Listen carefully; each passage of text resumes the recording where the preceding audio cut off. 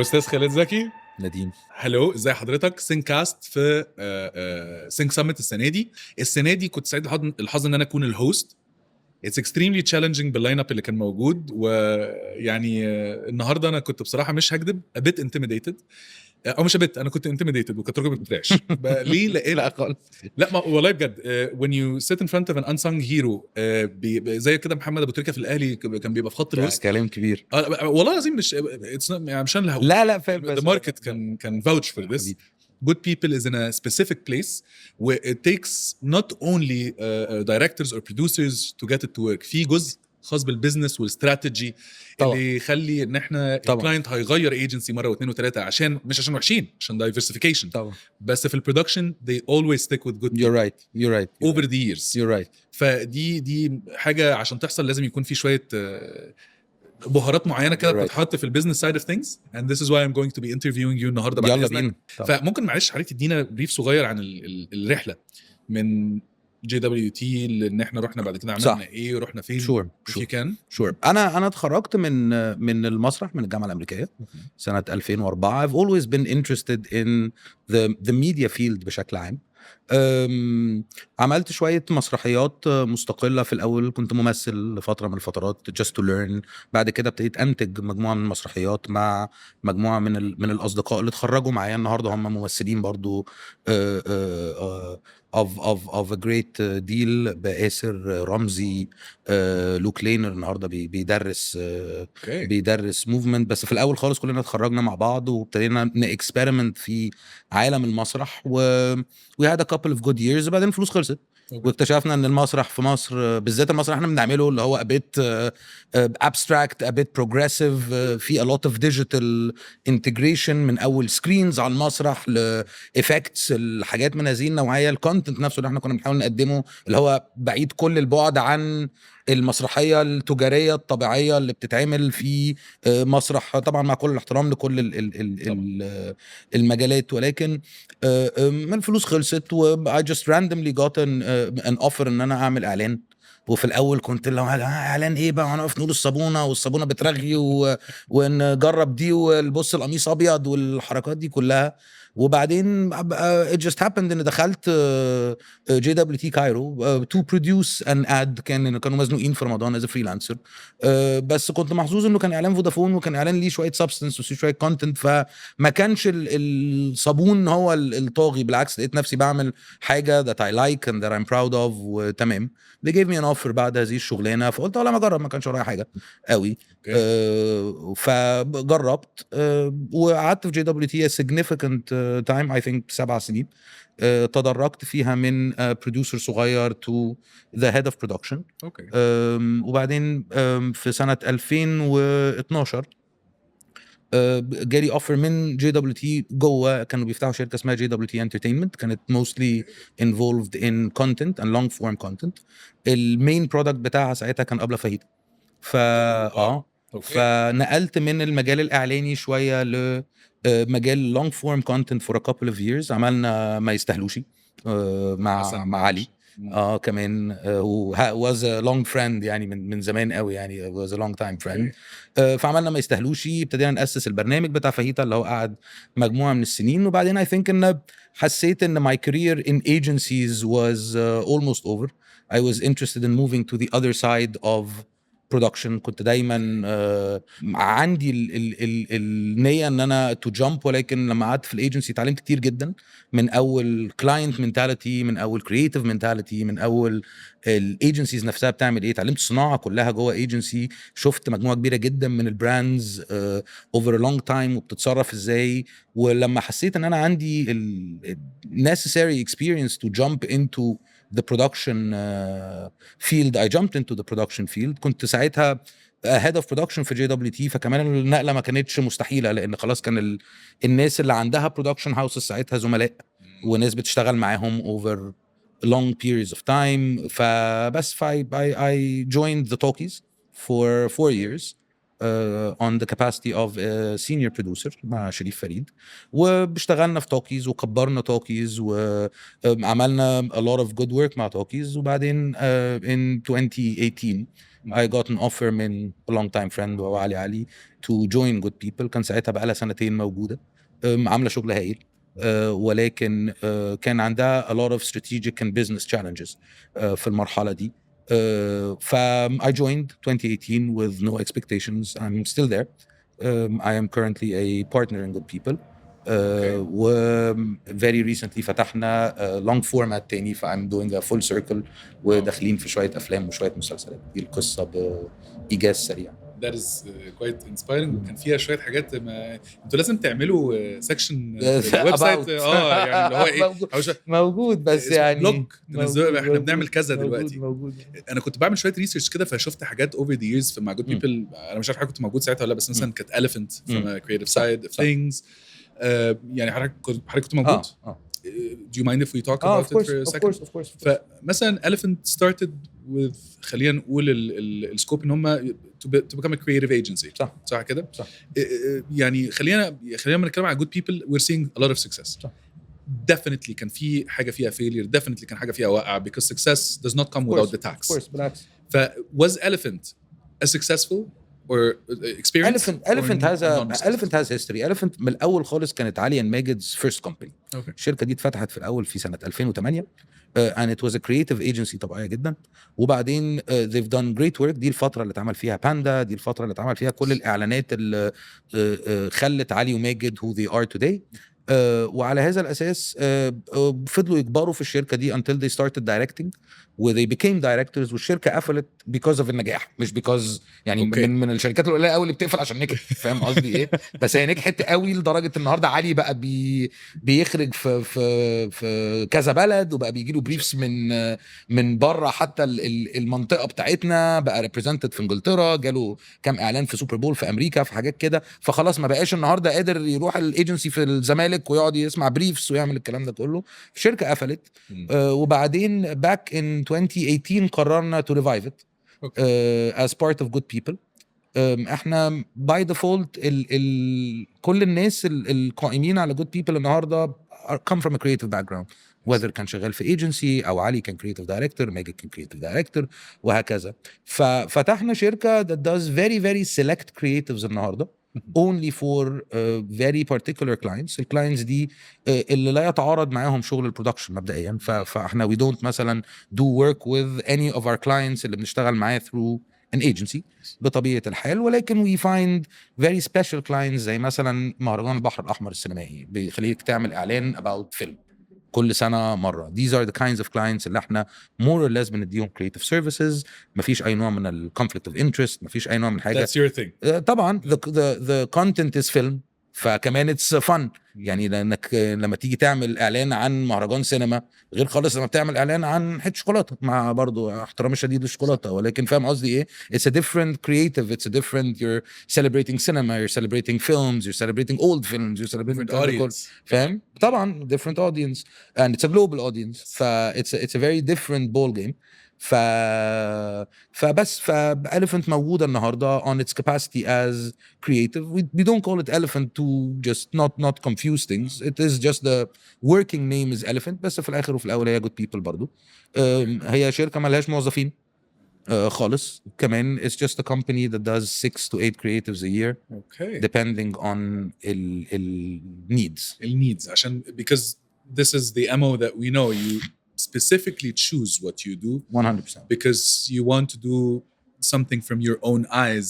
100%. مش فكرة ان احنا عندنا شغلانة يا جماعة عشان عايزين ندفع المرتبات. That's never the plot يعني. 100%. طب سؤالي بس هنا هيكون هو غريب شوية بس حضرتك as the CEO of Good People, do you interfere? Let's not say interfere. Do you give advice? Do you give خلينا نقول input في الشكل الفني للأشياء أو في الكرياتيف دايركتنج لو حصل في الدايركتنج في بعض الأحيان لو حصل or a CEO of something like Good People هو لازم يركز في البيزنس سايد اوف ثينجز ويبقى مفضي دماغه تماما للبيزنس سايد اوف ثينجز.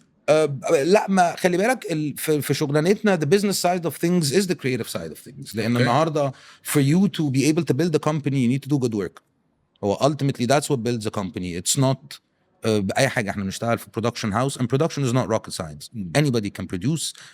There is now tons of material. احنا في شغلنا is very asset light. كل الناس freelancers good people لحد النهاردة عندها 5 مكاتب و9 موظفين. فانت بتتكلم في فانت بتتكلم في an industry that is very asset light. I have 9 producers and everybody else is a freelancer. صوت مخرجين مصورين artists creatives musicians editors sound everybody else is a freelancer تماما. سوري لا ده كنت قلت انا كده عرفت تلت الشركه بالظبط. انت تعرف تلت الشركه بالظبط لو ما كانش اكتر. فالنهارده انت في asset light industry والحاجه الوحيده اللي بتخلي الناس تجي لك علشان تديك شغل is the quality of your work. What else will I give you work for? It's the taste. طبعا. It's what طبعا. you look at and say okay طبعا. this is. انا رايح للناس دي علشان هم consistently نجحوا ان هم ينزلوا اعلانات اللي نجحت بشده او كسرت الدنيا او عرفت تبني براند او عرفت تخلق حاجه ما كانتش مخلوقه. الشغل الكويس هو اللي بيجيب business and if you're not doing good work consistently then the business will automatically fade away. انا لما ابتديت الشغلانه دي كان في مثلا لاين اب في 10 شركات انتاج، ال10 دول مش موجودين النهارده.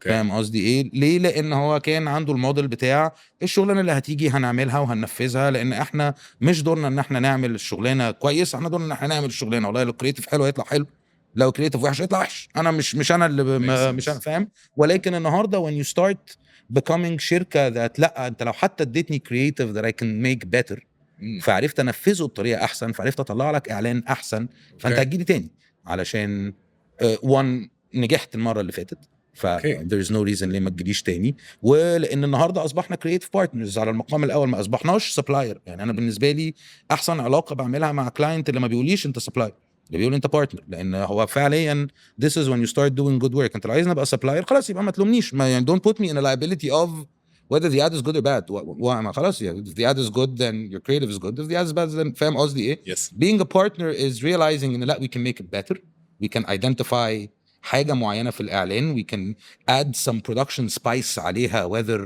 قررت تلون بره, قررت تجيب مدير تصوير معين, أو قررت تعمل حاجة معينة في الكونتنت نفسه اللي تخلي الإعلان أحسن. I think this is the formula اللي لو ما بعملهاش أنا بحاول أخلي كل الناس تعملها, إنه يبتدي يفكر في الإعلان مش بطريقة إزاي أنفذه بس إزاي أخليه أحسن.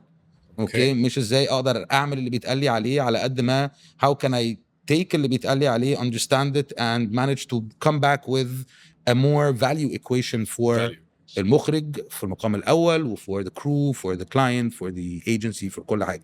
فبشوف إن good work makes good business and you have to always be looking for هو إيه, what's our next big thing, what's our next big thing. That's what you need to start asking yourself as somebody who's running the company. It's not about what's our next thing, it's what's our next big thing. فاهم قصدي؟ إنك بعد شهر أو بقى نزلت إعلان رائع, بعد شهر بتقول okay what's my next big project and what's my next big project. It's these kinds of projects اللي guarantee you ده, and you can see it immediately. بتنزل إعلان هايل وبعد يوم او يومين بتبتدي بريفات كتير قوي تجي لها نفس النوعيه. يعني عملت اعلان كوكاكولا كل المشروبات, فاهم قصدي؟ عملت اعلان بتاع, ف you can really see it live in good work brings good work. انا اخدت بالي من حاجه وحته بزنس دي على فكره, و please correct me if I'm wrong. Please. I noticed you use the keyword good in describing things. طبعا. لان في ناس تقول مثلا this is legendary, this is magnificent, but you tend to use the word nothing good is work, good brief, nothing good is. That's why we're only good people. انا كنت لسه هسأل احنا good people بس. قول. That's amazing حقيقي والله. I'm not gonna lie, it's kind of modest also to be like أبد. خلي بالك برضو الشركة دي مبنية على the philosophy of إن كل واحد مننا كان في حتة. أنا كنت بشتغل في agency زي ما كنا بنقول, علي كان بيشتغل creative director ومخرج, وماجد كان بيشتغل مخرج, وبيير كان بيشتغل مصور. كلنا كنا freelancers, أو كل واحد مننا كان في شركة, و we realized very early on إن احنا بنحب نشتغل مع بعض. يعني أنا أول إعلان عملته مع علي كان في 2008, فاهم؟ it's a life او it's a very long time ago. وبعدين لما بقى بيطلبني بعد كده, هو بيطلبني في الكونتكست هو عايز يشتغل معايا, بس هو الشغلانه عند برودكشن هاوس تاني, والبرودكشن هاوس ده متعاقد مع الايجنسي, والايجنسي متعاقده مع الكلاينت. وفي فاهم قصدي ايه، خلاص الزون مش هينفع، عايزين يا جماعه نجيب من مدير التصوير ده، لا غالي، لا مش فاضي، لا ما فيش يا جماعه، عايزين نجيب اللوكيشن ده او نصور شوت زياده، ما انت عارف بقى الميزانيه، فاهم. بلاك بوكسز very very culture of silence، ما حدش بيبقى transparent في الموضوع. ف it ultimately ended up in كل الناس دي سابت شغلانتها وفتحت شركه اسمها good people because everybody else is not as good. فاهم قصدي ايه؟ so it's فاهم قصدي ايه؟ that's at least the premise of it. ان تعالى يا جماعه نفتح شركه، وبدل ما احنا طول النهار في معادلات سياسيه لا تحل، وفي تكتلات، وفي علاقات احنا ما نعرفهاش، مش بس مش فارقه معايا، مش ما اعرفهاش، انا ما اعرفش مين مظبط مع مين عشان يعمل ايه، ومين بيعمل ايه. وخلي بالك كمان a lot of them are valid business deals، انا ما بتكلمش على اي حاجه من فوق من تحت ما مفهومه، بتكلمش بس على اي حاجه غلط، بس بتكلم ان باي ديفولت لما الناس بتشتغل مع بعض بيبتدي يبقى في الاينسز، بيبتدي يبقى في الشركه دي بتشتغل مع الشركه دي، بتحب المخرج ده، الشركه دي بتحب الكرو ده، وهكذا. فالنهارده splitting من كل الحتت بتاعتنا we just realized that together is more powerful. فبقى عندك احسن مخرج، احسن مدير تصوير، احسن بروديوسر، احسن كل حاجه في حته واحده بس. and ultimately this became the mantra and this became الدينامو بتاع الشركه، اذا ان احنا سيبنا كل حاجه علشان نعمل شغل كويس، وعلشان ما ندخلش في معادلات بتاثر على الشغل وحش. واحسن بوست بروديوسر ده صاحبي حسين عزيز، خلي طبعا رهيب رهيب طبعا. he's such a great guy honestly. سحس is legendary بقى. بس انا في وقت زمان كده، انا بص انا مش كروي قوي، بس في وقت كده كان ريال مدريد فيها باكم، رونالدو، روبرتو كارلوس، مش فيها رصه كده معينه، صح. و at some point became it was exciting to see الريال مدريد بتلعب، صح. بس بعد شويه خلاص، طب ما هو كلهم هيجيبوا جوان، مظبوط. ما روبرتو كارلوس بيجيب جون وهو ورا، يعني ما مظبوط. خلينا نقول ان ما شاء الله it's kind of happening في good people، ان احنا شايفين ريال مدريد. however في other طبعا competition تقال جدا وليهم وضعهم، نتعلم منهم كل يوم، يعني هنتفرج عليكم نقعد نسقف ليل نهار. بس هل جوه جود بيبل، وده انا لاحظته، بليز قول لي لو هو غلط، هل كل حد فيكم شويه على قد ما انتوا بتشتغلوا مع بعض بس you're working separately؟ يعني ممكن اكيد بتسالوا بعض definitely internally to be stupid to assume anything else، بس هل بقى بتبقى في حته لا مستر خالد هيركز في دي، مستر علي هيركز في دي، مستر ماجد صالح هيركز في دي؟ اعتقد بحكم صناعه السينما is about different disciplines. مثلا مدير التصوير is a very technical guy، بيفهم في اضاءه، وبيفهم في بيفهم في فيزياء، بيفهم في سبيسز، بيفهم في فوكس، بيفهم في عدسات، بيفهم في حركه الكاميرا، بيفهم في حاجات كتير قوي. اللي البروديوسر ممكن ما يبقاش عنده نفس التكنيكال knowledge. producer on the other hand is a guy that has an organizational level اعلى كتير قوي من الدي بي، لان هو ده شغله ان هو يورجنايز 300 بني ادم انهم يعملوا نفس الشوت او يعملوا نفس الحاجه، المخرج هكذا. فبحس ان الصناعه بتاعتنا is about different disciplines coming together، وعلى هذا الاساس you have to work alone within a bigger team. في حاجه اسمها ان انا بعمل شغلي انا، ولكن شغلي انا is part of a big assembly. انا حته ليجو واحده، فما فيش حته ليجو لوحدها بتعمل شكل، ولكن كل حته ليجو لوحدها is something and functions on its own. فاعتقد ان the best way to describe it is of course everybody does his work, of course everybody tries to do the best he can within شغلته.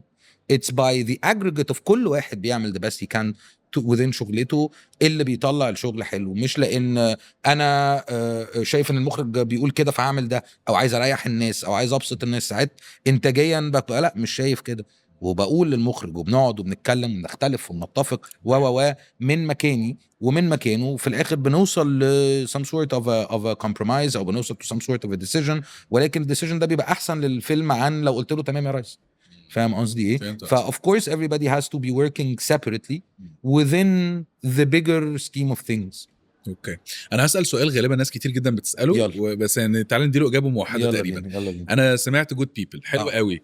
طيب انا حد بيبتدي او بياخد خطواته الاولى او قرر يعمل كارير شيفت في وقت من الاوقات، مفهوم. العنوان بتاع سينكاست السنه دي تالنت فيرسس سكيل، صح. انا عايز ابقى جود بيبل، I want to be one of the good people. ايه الكرايتيريا، او ايه ايه نوع التالنت، او ايه نوع السكيلز، او both that need to be متوافر في الشخص اللي هيجوين حاجه زي good people؟ I think the only talent that we all require is time, or the only asset that we require is time. احنا the more you give time لاي حاجه مش بس للشغل يعني، بس the more you give time the more it works. احنا بندور على يعني احنا دايما لما بنيجي نعين بنقول انا مش بدور على حد في ديسيبلين معين، ما بدورش على مخرج، ما بدورش على فيلم ميكر، ما بدورش على فوتوغرافر. this is not how I think. انا بدور على شخص، بدور على شخص لما اشوفه اقول الشخص ده one does have the capacity and the discipline and the understanding to go the extra mile for the job. That's what we try and hire. Ali has a very famous بتاع is we hire talent regardless what the talent is. ممكن يبقى فوتوغرافر ويدخل ويبقى بعد كده ده مدير انتاج ولا تفرق، فاهم؟ احنا النهارده مثلا the executive producer of the Dubai office عمر خليل was a client، كان في فودافون معظم حياته كمان يعني، مش مثلا حاجه انتهت بعد سنتين. most of his time and he decided to make a career shift when he was 32، فاهم؟ ولكن again with enough time, enough dedication, enough discipline عمر النهارده is one of good people and one of the most important people in good people. فاعتقد it's just we're looking for somebody who's really passionate about things and interested in things. اعتقد ده اللي انا بدور فيه لما بقعد اتكلم مع اي حد. you can see it in their eyes, you can see الكلام ده كله. ما يفرقش معايا خالص معرفته، ما يفرقش معايا خالص فاهم كاميرات، فاهم الصناعه. all of this is acquired knowledge اللي ممكن لو انت نزلت 3 tutorials بالليل على يوتيوب هتلقطهم يعني ما again يعني، فاهم قصدي ايه؟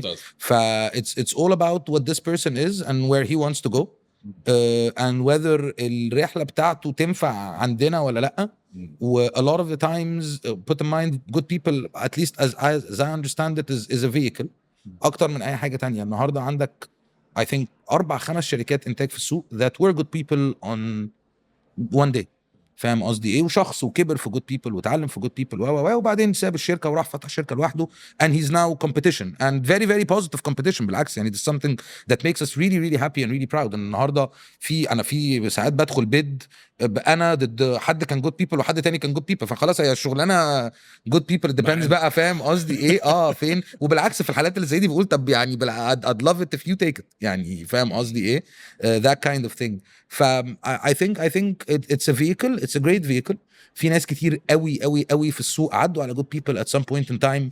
They gain the knowledge or the experience necessary من مخرجين لكرييتيفز لمصورين لبروديوسرز لكل حاجة. ف I think if you have the discipline and if you have the longevity of ده anybody can be great and anybody could work. Thank you for such an amazing answer. لا بالعكس بتوفر كتير من البحث. بحاول and عندي سؤال بقى business side شوية، هو ممكن ما يكونش يعني كان ما كنتش مخططه والله، بس it's out of curiosity. So you're running in Egypt, Dubai, Saudi, Athens, صح.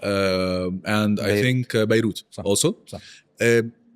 The expansion, is there an expansion plan to spread out more with more offices? ما هو في نوعين من الاكسبانشن. في expansion through alliances وفي expansion through انك بتفتح مكتب في مكان.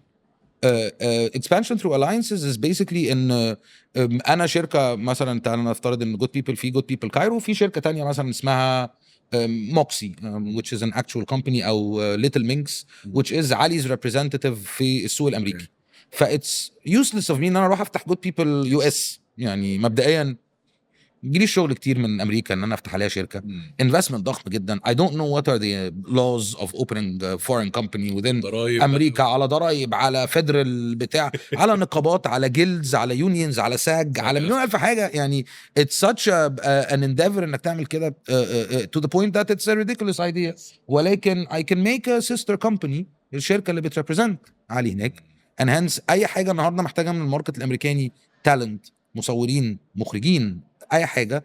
I do have a partner في امريكا that is considered your company. فلما جينا نعمل اعلان بتاع ساوث ميد بتاع ستالون this is who you call، بقت شركتك في امريكا، فاهم؟ so you create a lot of alliances around the world whether في بلاد معروفه ان هي production hubs صريحه زي براغ، زي رومانيا، زي في حاجات كده. فانت بتخلق الكلاستر بتاعك اللي بيسمح لك انك تتوسع بدون الانفستمنت.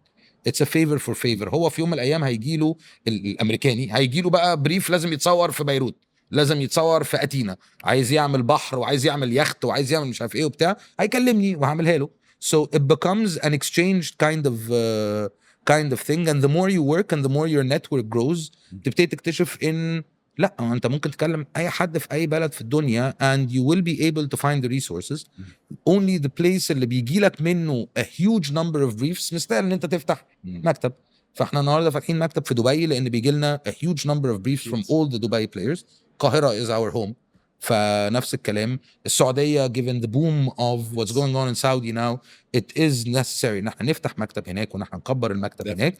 ولكن غير كده لو جينا مثلا قلنا جود بيبل تونس، طب ما جود بيبل تونس قبل ما اروح واجيب بروديوسر تونسي وافتح مكتب واعمل الكلام من ده كله how many briefs am I getting from Tunis a year علشان اعمل كده versus انه لا لو في بريف من تونس ما كلمونا. يعني فاهم قصدي مش هنسال حاجه يعني هنتكلم احنا واعرف حد في تونس يعني فاهم قصدي ايه يعني all I need to do is make a call انا عندي بريف عايزين نصوره عندكم what do we need to do طلع لي ميزانيه يعني just happens طلع لي ميزانيه هي بالظبط بالظبط كده بالظبط. يعني thank you so much for sharing all this على إيه؟ knowledge. على إيه؟ يعني الدنيا بالعكس لا الموضوع لا ان you talk about it so It's easy enjoyable. يعني اللي هو بحس اللي هو يا دين بالعكس it's not this بالعكس. easy. لا ايه It's not يعني this easy. I think when you're into it بالعكس انا بشوف ان I'm doing my job perfectly if I'm not doing anything. if يعني you're not doing anything. يعني اليوم اللي انا ما بعملش فيه اي حاجه ده معناه ان اتليست في نجاح في اداره هذا المونستر تو ا بوينت وير محدش يكلمك في مشاكل فكل الناس عارفه تشوف شغلها الشغل ماشي تمام. sometimes خلي بالك كمان بيبقى عندنا مثلا 6 ايام تصوير يوم الثلاث ففي 6 تيمز شغالين في نفس الوقت بمشاكلهم بتاع ف every now and then كده بيدخل لك فتره اللي هو ما حدش بيكلمك محدش عايز منك حاجه مش حد بيكلمك يصرخ محدش مش فاهم which probably means that everybody is doing their job properly. فبحس الموضوع is once you grow الشجره صح very little could go wrong. and I'm gonna if you don't mind I'm gonna conclude this episode by when we were doing research to get to know more about you we got a very interesting insight انا هقولها لك مش لاي سبب اكتر من ان تعرف بجد الناس بتشوفك ازاي. Please. That person told me this guy is exactly who I want to be in the future. Okay. Because he can literally convince you with anything in the world no matter Very it humbling. is with a smile and without any sweat coming down. It's very humbling بقى انا بحس ان احنا بتوع الاعلانات لو ما بيعرفوش يبيعوا يبقى ما يشتروش في الاعلانات صح يعني فاهم قصدي ايه من الاخر لان شغلتنا النهارده ان انا اخد شيء regardless بقى انا خلي بالك I don't judge فانا مش دوري ان انا اخلي المولتو حلو صح ده مش دوري فاهم قصدي ايه مع طبعا مع مولتو is a very dear client وبالعكس هم they're doing لا they're doing a great job of making it حلو فاهم دوري ان اخلي المولتو يتعرف ودوري ان ابيع المولتو فالنهارده ودوري كمان خلي بالك sometimes ان دوري ان ابيع المولتو 3 مرات في السنه فاهم قصدي ايه لان هو نفس المولتو او هو مولتو اكبر شويه او هو مولتو بشوكولاته زياده او هو مولتو ميني او هو مولتو ماجنم او هو فاهم قصدي ايه it's the same product that you have to communicate again and again and again فاهم. فلو انت النهارده ما عندكش امكانيه انك تقنع شخص قدامك بشيء انت النهارده دورك ان انت تقنع 120 مليون بني ادم انهم يشتروا مولتو ماجنم فاهم قصدي ايه if you can't do it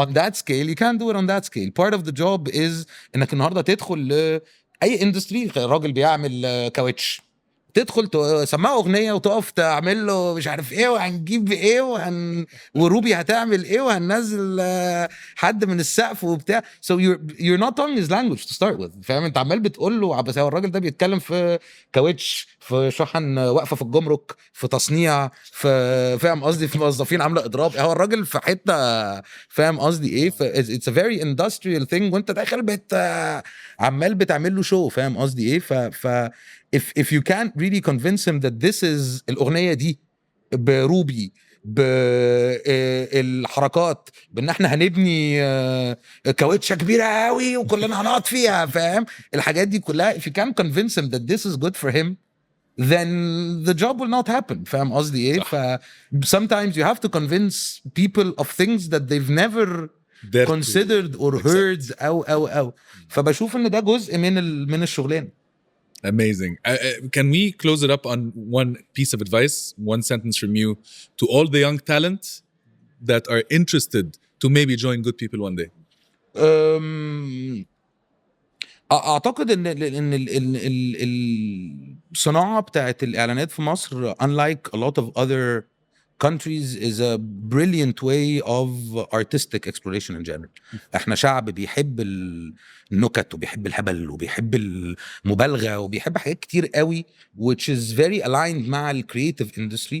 احنا شعب لسه في كم كبير من البساطة عند كثير من 120 مليون. فالتلفزيون لسه عايش والمسلسلات لسه عايشة والجينجلز لسه عايشة والكلام من ده كله which makes it a very solid ground انك تبتدي تكسبلور any artistic ground. ولو خدت بالك حتى من السين even the biggest names in السينما بيعملوا عليها. مروان حامد، استاذ مروان حامد بيعمل اعلانات، استاذ شريف عرفة كان بيعمل اعلانات. فالنهارده advertising in Egypt is the biggest playground for artistic expression you will ever find. فيها كم من الانفستمنت وكم من البروجريسيف ايدياز وكم من المحاوله تو بي ديفرنت، على عكس السينما النهارده فور ذا ماسز. انت مش عايز تعمل فيلم تو بي فيري ديفرنت لانه مين هيشوفني؟ فاهم قصدي ايه؟ انا عايز النهارده اوزع الفيلم في المحافظات، عايز اوزعه في السعوديه. فباي ديفولت انت عايز تعمل فيلم كوميدي خفيف لايت ياكل مع الناس فالناس تروح، فكلام من ده كله which is a great format. فاهم قصدي ايه؟ الاعلانات بتخليك تعمل حاجات غريبه عاده ما بتعملهاش في السينما، فاهم؟ ولو صادف انك عملتها في فيلم غالبا the rest of your career هيبقى العادي منه فيلم البطل بيموت فيه. فاهم قصدي ايه؟ these kinds of things versus اعلانات بتخليك تصور في حته وممكن تجيب كولورست من نيوزيلندا وساعات بتقابل مخرج من حته. ف advertising is the most solid ground that anybody in Egypt could explore himself. فيها في كم من الفينيوز زي سينك، زي other summits، زي الكلاستر بتاع production houses والايجنسيز و في مصر is برضو very solid ground to enter as a junior and grow up. احنا النهارده في اخر 8 سنين في Good People انا شفت ناس دخلت that have very little information about الصناعة النهارده هم literally on the top 10 list of الصناعة. فاهم قصدي ايه؟ من الاخراج لتصوير لمليون الف حاجه دخل he stuck to it, he managed to make himself a name out of it. عرف يطلع شيء وعرف يخلي نفسه النهارده شخص that is very very important في الصناعه in a record timing. فاهم قصدي؟ فهي صناعه فعلا على عكس كثير من الارتستيك ديسيبلينز اللي موجوده في مصر زي الرسم او زي السينما او زي كلام من ده كله. هي صناعه بتكبر فيها وبتقدر تكبر فيها بجد بسرعه وليها عائد قوي جدا وليها كارير باث كويس جدا if you just stick to it. واجن احنا موجودين، احنا we do internships all the time، احنا مكتب مفتوح we have an open door policy. لو اي حد جالنا وقال لنا يا جماعه انا عايز اعمل معاكم شغلانه عمرنا ما نقول لا، يعني regardless of سنه وخبرته. يعني having one more person في التصوير بيكلفك سندوتش فراخ بانيه، يعني فاهم قصدي ايه؟ that's basically it. من ابيتي يعني بالظبط يعني فاهم الصغير يعني ترينيه فاهم ومش كومبو. بس كده بس. استاذ خالد thank you so much. نديم it's a great pleasure. بالعكس it's a great pleasure and I've had a great time. Thank you. وبجد يعني this has been fantastic و it's a real pleasure to be here. Thank you so much. وإن شاء الله أشوفك عندنا في الاستوديو. إن شاء الله دايما لازم. definitely. Thank you. I appreciate it. Thank you.